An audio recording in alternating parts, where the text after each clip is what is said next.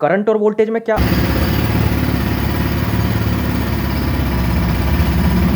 पिछले 10 दिनों से यही चल रहा है। हमारे यहाँ पे कुछ दिनों पहले ही अभी सड़क बनी थी, वो भी तीसरी बार। और अब की बार जो सड़क है ना, वो थोड़ी मजबूत बन गई थी। लेकिन फिर सरकार को याद आया कि अरे, सड़क के नीचे पाइपलाइन डालना तो भूल ही गए। तो आज मेरे घर के पास 5 कुएं हैं जिनके अंदर कछुए घूम रहे हैं। खैर, back to the topic, current और वोल्टेज में क्या अंतर है, इसी बारे में आज हम डिस्कस करेंगे। और अगर आपने अब तक चैनल को सब्सक्राइब नहीं किया है तो कर लो, साथ में घंटी दबा के ऑल पे भी क्लिक कर देना, इसी टाइप के वीडियोस आगे भी देखते रहने के लिए। अब पहले समझते हैं करंट को। तो यहाँ पे बात समझो, करंट सिर्फ इलेक्ट्रिसिटी में नहीं होता है। किसी भी चीज़ के एक से ज़्यादा कण अगर एक ही दिशा में चलना शुरू कर दें तो उस चीज़ को हम बोलेंगे करंट। फॉर एग्जाम्पल, अगर पानी के बहुत सारे कण एक ही दिशा में चलना शुरू कर दे तो उसको हम बोलेंगे पानी की धारा, यानी कि वाटर करंट। ऐसे ही हवा के बहुत सारे कण एक ही दिशा में बहना शुरू कर दे तो उसको हम बोल सकते हैं एयर करंट। अगर एक साथ एक ही दिशा में बहुत सारे कण चलना शुरू कर दे तो उसको हम बोल देते हैं करंट। इसका मतलब यहाँ पे इलेक्ट्रिक करंट में भी कुछ ना कुछ कण हैं जो कि एक साथ एक दिशा में मूव होते हैं, तो वो होते हैं इलेक्ट्रॉन्स। अगर एक साथ बहुत सारे इलेक्ट्रॉन्स एक ही दिशा में चलना शुरू कर दें तो उसको हम बोलेंगे करंट। लेकिन यहाँ पे एक बात याद रखने वाली है, जो इलेक्ट्रॉन्स की डायरेक्शन होती है वो हमेशा करंट से उल्टी होती है। यहाँ पे अगर इलेक्ट्रॉन्स इस तरफ जा रहे हैं तो जो करंट की डायरेक्शन होगी वो होगी इस तरफ। अब ऐसा क्यों होता है, मतलब जो करंट है वो इलेक्ट्रॉन से हमेशा उल्टी डायरेक्शन में क्यों चलता है, इस टॉपिक पे जल्दी एक वीडियो आगे आने वाली है। तो सिंपल सी बात है, इलेक्ट्रॉन्स के मूव होने को कहा जाता है करंट, या फिर हम ऐसा भी बोल सकते हैं कि चार्ज के मूव होने को कहा जाता है करंट। इसलिए I इक्वल टू होता है Q अपॉन टी। टी यानी कि टाइम और Q मतलब चार्ज, और ये इक्वल होता है N अपॉन टी के। यहाँ पे N का मतलब है, N का मतलब यहाँ पे है नंबर ऑफ इलेक्ट्रॉन्स, यानी कि कुल मिला के कितने इलेक्ट्रॉन्स मूव हो रहे हैं, और E का मतलब है इलेक्ट्रॉन्स पे चार्ज। इस फॉर्मूले का मतलब ये हुआ, जितने ज़्यादा से ज़्यादा इलेक्ट्रॉन्स कम से कम टाइम में एक दिशा में मूव करेंगे उतना ही ज़्यादा करंट हमें मिलने वाला है। क्योंकि यहाँ पे जो टाइम है वो करंट के इनवर्स प्रोपोर्शनल है, मतलब टाइम की वैल्यू जितनी कम होगी उतना ही ज़्यादा हमें यहाँ पे करंट मिलने वाला है। मतलब फॉर एग्जाम्पल, 1 कूलम का चार्ज 1 सेकेंड में किसी वायर से पास हो रहा है, इसका मतलब उस वायर से 1 एम्पियर करंट हमें मिल रहा है, क्योंकि चार्ज है 1 कूलम और 1 सेकेंड में वो पास हो रहा है। लेकिन अगर हम यहाँ पे टाइम की मात्रा बढ़ा दें, मतलब यहाँ पे हम लिख दें 2 सेकेंड, मतलब 1 कूलम का चार्ज जो है वो 2 सेकेंड में उस वायर से पास हो रहा है। इसका मतलब यहाँ पे जो करंट की वैल्यू है वो घट जाएगी 1/2, यानी कि 0.5 एम्पियर।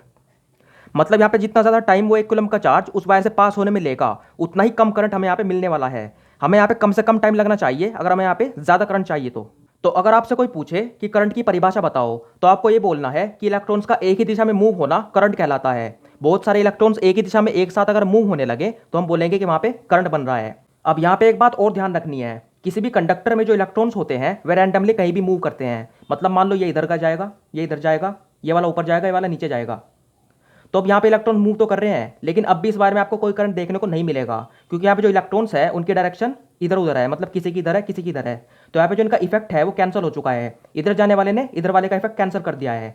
तो अगर इलेक्ट्रॉन्स एक साथ एक दिशा में मूव करें तभी हमें यहाँ पे करंट मिलेगा, वरना ये मूव तो हमेशा करते रहते हैं। लेकिन अगर एक साथ एक दिशा में जाएं तो ही हमें यहाँ पे करंट मिलने वाला है। अब आते हैं वोल्टेज पे।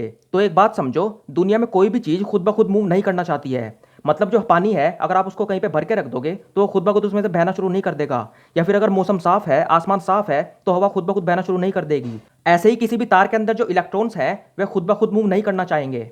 जिस भी इलेक्ट्रॉन को जिस भी डायरेक्शन में जाना है वो वहीं पर जाएगा। यहाँ पे जो इलेक्ट्रॉन्स हैं वे अपनी मर्जी से एक ही दिशा में चलना शुरू नहीं कर देंगे, जहाँ पे इनकी मर्जी होगी ये वहाँ पे जाएंगे।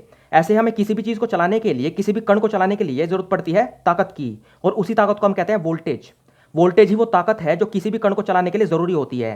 फॉर एग्जाम्पल, आपने कोई यहाँ बर्तन रख दिया है पानी का भरा हुआ, उसके अंदर पानी भरा हुआ है, तो ये पानी खुद ब खुद इसमें कूद नहीं जाएगा। यहाँ पर अगर आप एक छोटा होल कर दोगे तो जो पानी है इसमें से निकल जाएगा। क्यों? क्योंकि यहाँ पे ऊंचाई पे रखा हुआ है और यहाँ पे नीचाई पे आके गिरेगा, क्योंकि नीचाई का जो वोल्टेज है वो इसके मुकाबले कम है। तो जो पानी है वो हाई वोल्टेज से लो वोल्टेज पे आ रहा है। ऐसे होता है हवा के साथ। हवा जो है मूव करती है प्रेशर के डिफरेंस की वजह से। अगर कहीं पे प्रेशर ज़्यादा है, मतलब मौसम खराब हुआ, तो वहाँ पे प्रेशर का डिफरेंस आ जाता है दो जगहों के बीच में।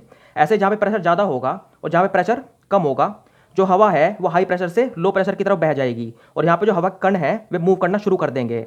सेम होगा इस वायर के साथ। अगर आपने इस पर कोई भी वोल्टेज नहीं लगाया है तो इसमें जो इलेक्ट्रॉन्स हैं वे मूव नहीं करेंगे और इसमें करंट नहीं बनेगा।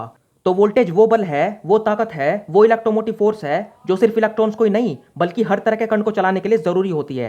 बिना वोल्टेज के किसी भी तरह का करंट नहीं बनाया जा सकता, चाहे वो इलेक्ट्रिक करंट हो, चाहे वो एयर करंट हो, वाटर करंट हो। और इन सभी केसेस में अगर वोल्टेज की मात्रा को बढ़ा दिया जाए तो सिंपली करंट की मात्रा भी बढ़ जाएगी। यहाँ पे वोल्टेज बढ़ेगा तो करंट ज्यादा फ्लो होगा। ऐसे अगर यहाँ पे प्रेशर का डिफरेंस ज्यादा हो जाएगा तो भी यहाँ पे ज्यादा जो है हवा फ्लो होगी।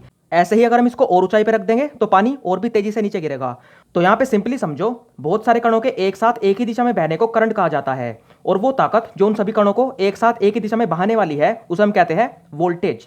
और करंट के बिना वोल्टेज हो सकता है, मतलब कोई बैटरी है, उस पर आपने कोई लोड नहीं लगाया है, इसका मतलब ये नहीं कि उसमें वोल्टेज नहीं है। ये बैटरी आप बोलोगे 12 वोल्ट की है, यह प्लस यह माइनस, मतलब इन दोनों पॉइंट्स के बीच में 12 वोल्ट का वोल्टेज है, लेकिन इनमें कोई करंट नहीं है। लेकिन बिना वोल्टेज के करंट का कोई भी अस्तित्व नहीं है। बिना वोल्टेज के करंट आपको कहीं मिल ही नहीं सकता है। यहाँ पे वोल्टेज है, आप यहाँ पे कोई रेजिस्टेंस लगाओगे तब जाके उसके अंदर से करंट पास होगा। अगर ये बैटरी डिस्चार्ज हो चुकी है, मतलब इसका वोल्टेज 0 वोल्ट हो चुका है, तो इसके अंदर कोई भी करंट फ्लो नहीं करेगा, क्योंकि बिना वोल्टेज के करंट का कोई अस्तित्व नहीं है।